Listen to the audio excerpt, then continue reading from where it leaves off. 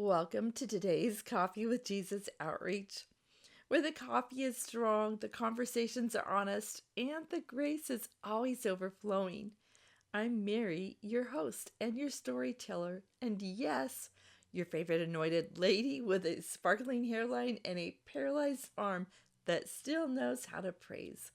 And if you are confused, stay tuned. You'll understand.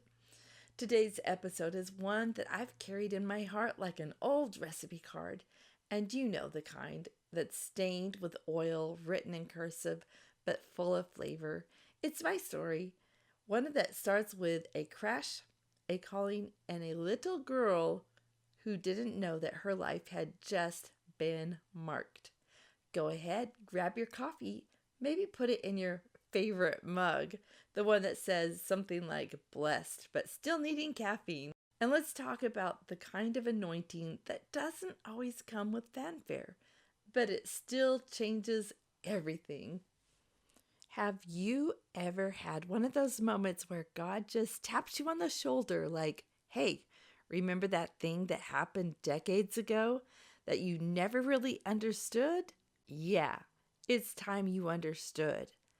That happened to me recently. I was sitting in my kitchen, covered in bleach and hair dye. Don't worry, it's not as tragic as it sounds. My daughter, who is a licensed hairstylist and my personal hair concierge, was doing my hair. She was the one who comes to my house with a mission. Eliminate the sparkles, the grays. She's so magical like that. So here we were, just laughing in my kitchen. She's got bleach on one side of my head and toner on the other, and I looked like a patchy giraffe that just came back from the Florida vacation. She's spraying me down like I'm a windshield in a car wash, and I'm just sitting there going, it's okay, I'm anointed. Because honestly, that has become my mantra. Shampoo may be in my eye, but it's okay, I'm anointed. I can't feel my arm. Hey, I'm anointed. Bleach is on my neck, making me look like I fell asleep under a striped umbrella.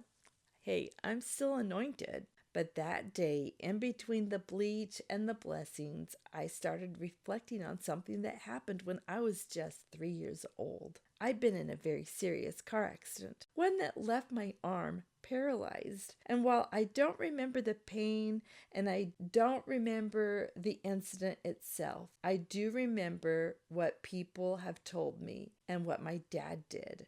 He called the pastor and the elders of our church, and they came to the hospital to anoint me with oil and pray for healing.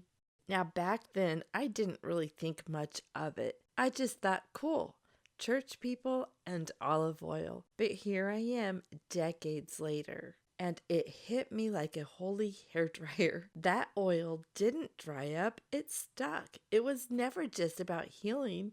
It was about God marking me. I was anointed for purpose. Kind of like David, right? The boy was still out there smelling like sheep when the prophet dumped oil on his head. He didn't even go viral back then. He had to go back to the field. That's how I feel. I got anointed as a toddler and then went back to coloring books and snack time. Like, okay, Lord, guess we're still waiting? I used to wonder why my arm didn't get healed. I mean, what kind of plot twist was that? You're believing that you're going to be healed, except for you don't. But now I realize maybe it wasn't about restoring what was broken. Maybe it was about awakening what was hidden. Maybe God wasn't trying to fix something. Maybe he was calling me to carry something. Like the woman with the alabaster jar. She didn't know she was preparing Jesus for a burial. She just was following the Spirit. Her anointing didn't make sense to anyone around her, but Jesus said. She did a beautiful thing. That oil overflowed into eternity. I've lived my whole life with this quiet feeling that I was set apart, not in a look at me kind of way.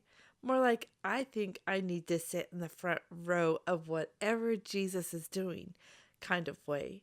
I haven't stood on big stages or led revivals. I haven't written bestsellers or started movements, but I have learned to listen. Now I'm saying, yes, Lord, I'll go.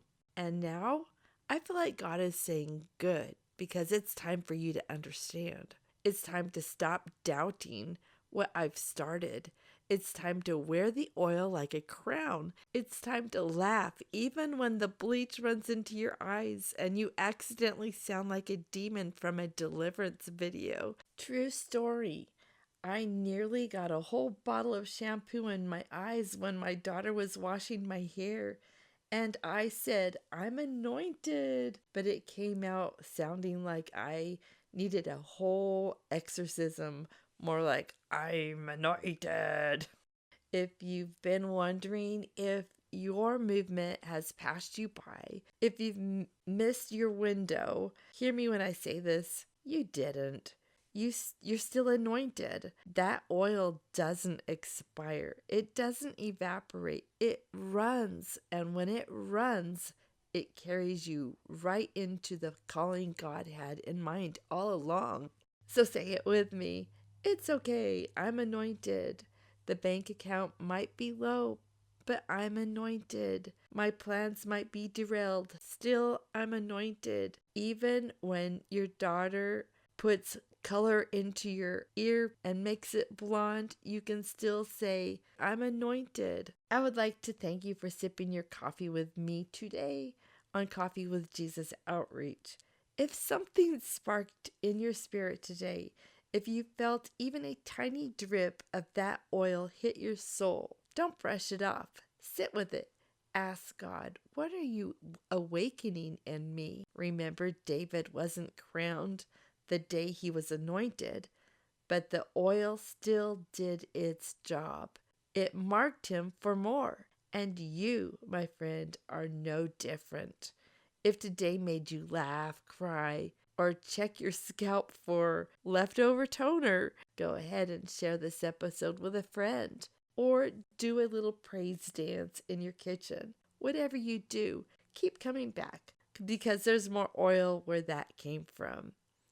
I am Mary, and I'm still sparkly, still anointed, and believing with all my heart that your cup is about to overflow. Stay anointed, stay curious, and always stay close to Jesus.